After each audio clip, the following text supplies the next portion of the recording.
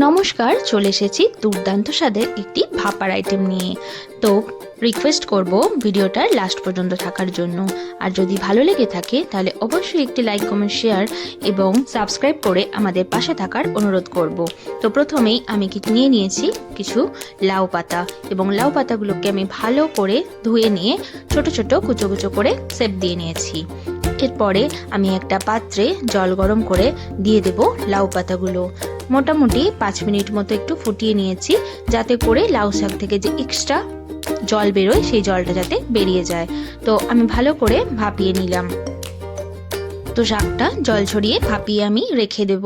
আর অন্যদিকে আর একটা পাত্রে আমি নিয়ে নিয়েছি কালো আর সাদা সর্ষে বাটা।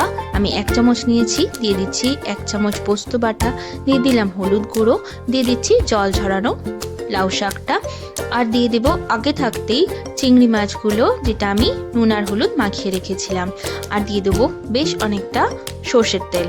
এরপরে আমি ভালো করে মাখিয়ে নেব, আর লবণটা যে যার স্বাদ মতো দেবেন, আর দিয়ে দেবো যে যার নিজেদের ঝালের টেস্ট অনুযায়ী কাঁচা লঙ্কা। বাস, এরপরে ঢেকে নিয়ে ভাপিয়ে নিলেই তৈরি হয়ে যাবে আমাদের দুর্দান্ত স্বাদের লাউ পাতা দিয়ে চিংড়ি মাছ ভাপা। তো কেমন লাগলো জানাতে ভুলবেন না, আর ভুলবেন না সাবস্ক্রাইব করতে।